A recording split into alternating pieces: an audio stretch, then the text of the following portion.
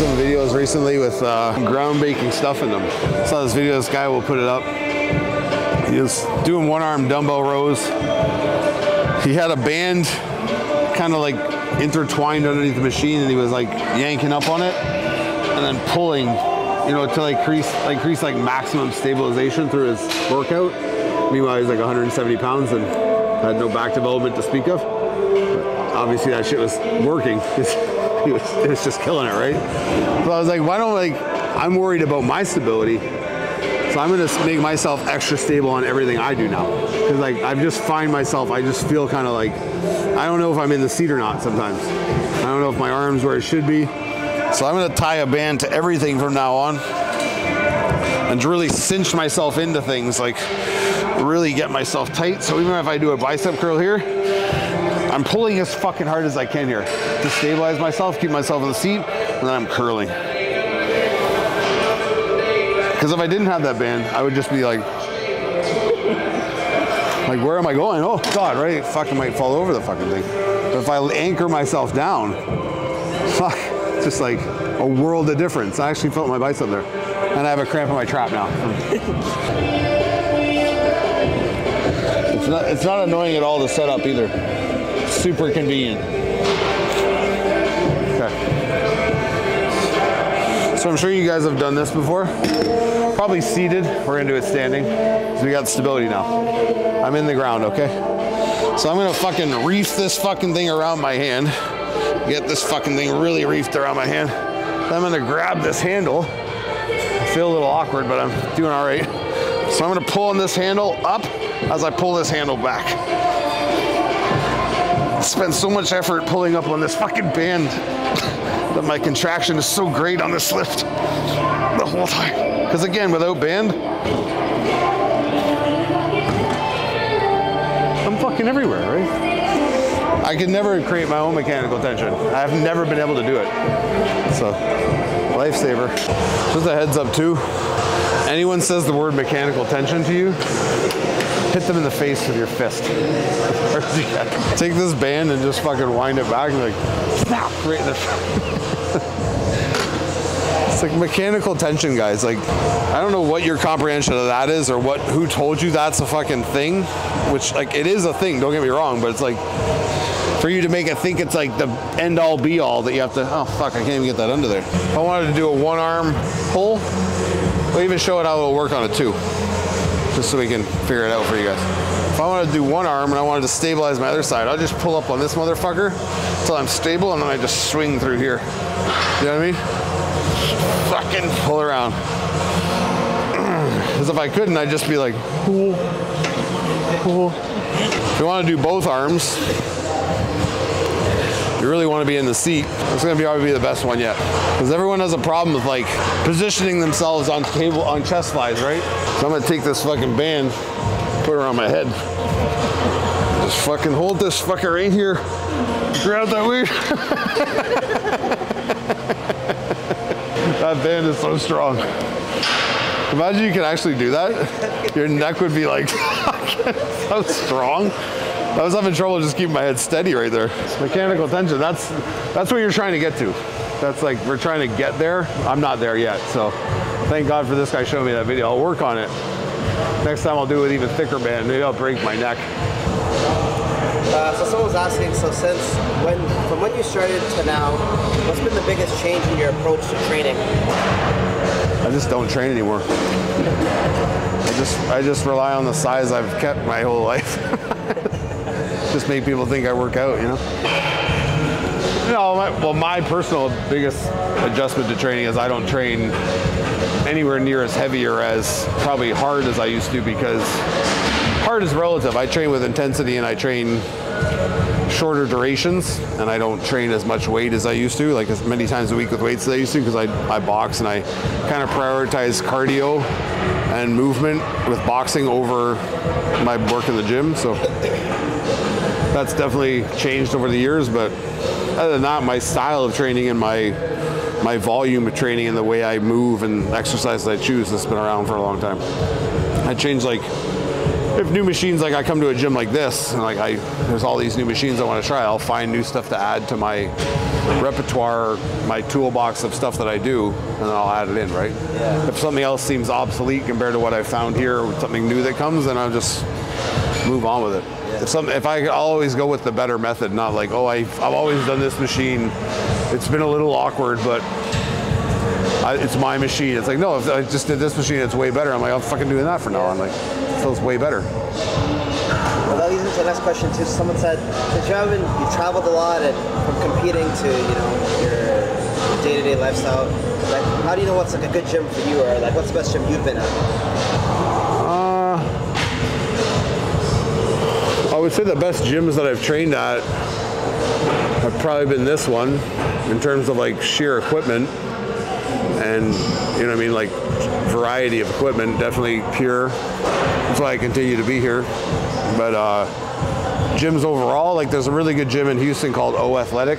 It's Adrian Peterson's gym. He used to play for the Vikings, and I think he ended his career with someone else. But he's got a gym in Houston that's really nice. It's like split into thirds, so it's like 1/3 of the gym is like jiu-jitsu mats, like a boxing and an octagon, like bags, and then you like split it, and then there's in the middle there's all weights, like a whole weight room that's like really nice weight room, and then you split it again on the third, and it's like literally all turf, so you can like sprint out there, do all kinds of shit out there. And then outside he has a fucking slanted wall you can run up, like it's like a 45 degree slope or whatever, and he has like fucking sand out there you can train in the sand. So it's a good gym. That's probably, honest to God, that's probably my favorite gym that I've been to, because it has like all things I encompass, like what I like. I could never do everything in one place if I wanted, but in terms of like bodybuilding, probably this gym and Signature Fitness in New Jersey for sure. Signature when it's not busy. I love you, Signature. When it's busy, it sucks in there, man. I only come here when it's not busy, so the same thing.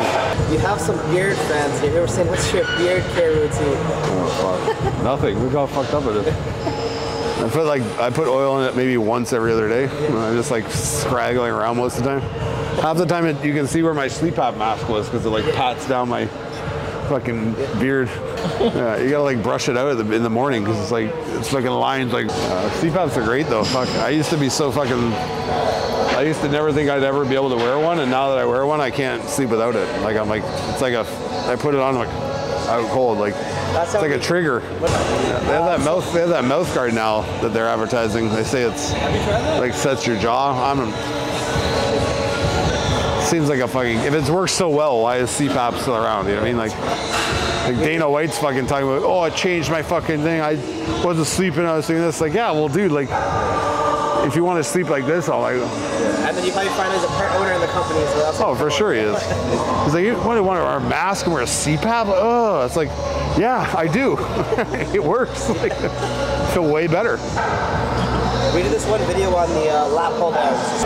Doing your lat pull downs with your legs optimal, or best to stick traditional? What? With my legs? Don't do your lat pull down with your legs. It's impossible. If you can do that, make a video. I want to see it. Yeah. You're like going to be upside down pulling your legs at the bar too. Pull downs with your legs optimal. Yeah. Anyway. What about supinations versus pronation in mid grip? For those of you who don't know, supinate, pronate.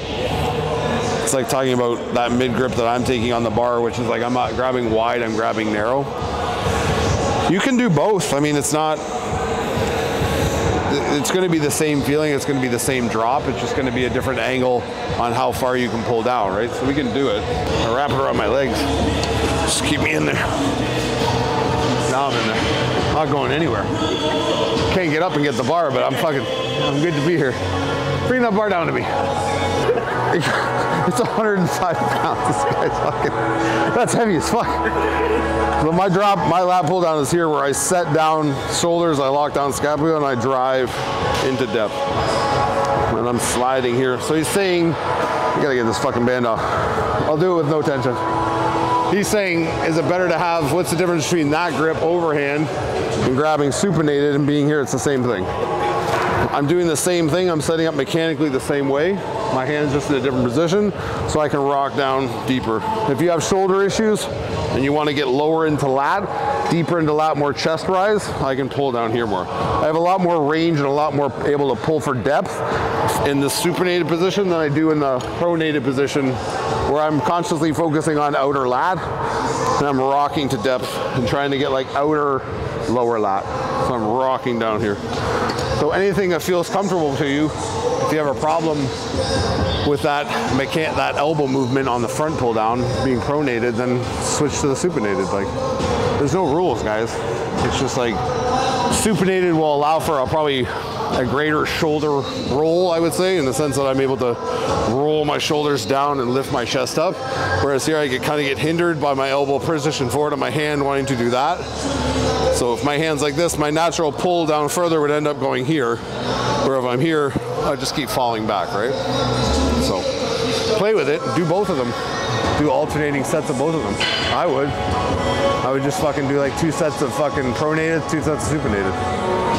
That's what people should fuck around with. Like, I'll do exercises, like I would maybe do like a little wider grip here, and I would do full pull downs, and then I would do one set where I just drop into things. So maybe like the first few sets I'm pulling deep into here, I'm trying to get range. And then there's other sets where I'd just be here and I drop shoulders down and elbow. And I just squeeze into upper back. So I'm just dropping shoulders and squeezing. But I would literally spend like fucking 6 sets here doing that. 3 regular and 3 like that. So not to say like, oh, once you do one exercise one way on machine, you have to move on to an exercise somewhere else. I'll stay on the same machine for fucking 2 exercises. Why am I leaving? I'm lazy. And I get to work different parts of my back through different movement. I don't need to like find a brand new machine to hit different areas. Like if I can find it there, I'll hit it there, right? So same thing with one arm stuff. If you find yourself on machines that are unilateral, where like it's independent handles, and you're doing sets like with double, do your sets with double and then strip some weight off and do your sets with singles for pulls or whatever it might be, right? And have the back's gonna work a completely different way, because you have way more range in a single arm, especially with a pull, than you do with double. With my single, if I'm set up here and I'm doing a pull, I could be as long as here and rock up through. If I'm doing double, I can only get to about here before my back wants to cave. Here I can twist and rock up through, right? So there's nothing saying that you can't do the same thing you're doing double arm, single arm, and exhaust your back that way. Especially if you have a great connection to that movement, it's only gonna get better if you stay on it longer, right? So you're not gonna see many guys who are like, it's a bad example, but it's like top bench pressers in the world. They're gonna keep bench pressing, right? They're not gonna be like, oh, I did my bench workout for the day, now I'm gonna fucking go off and do some fucking like shoulder press.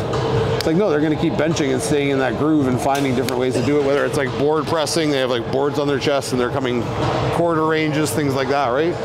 They're working on different aspects of their movement to get better at that one movement they do. It's the same thing with you. You're trying to tax that muscle by hitting it from all kinds of different angles, but you can find those angles on the machines you're currently on. Like, especially if it's a busy gym, guys, and like, you know, you just finally got on a lat pull down, make use of that motherfucker. Stay on there for a while. Like, do it single arm, do it double arm, like lean back, lean forward, do behind the neck a bit. Like, there's nothing to say you can't get workouts done like that. That's why people who have garage gyms, and they'll write and be like, I don't have all this equipment. It's like, well, learn how to move, and if you even have like a couple pieces of equipment, you got a fucking whole gym in there.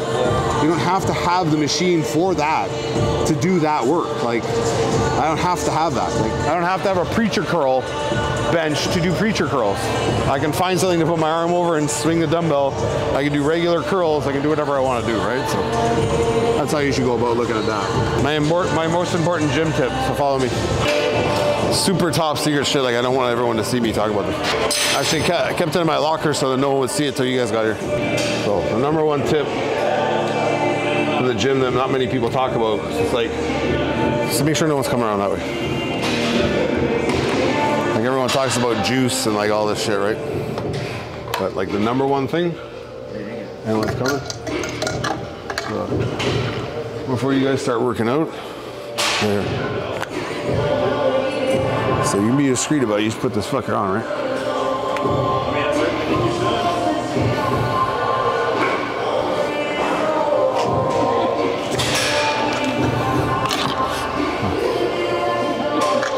around, guys. I'm looking at you. Huh?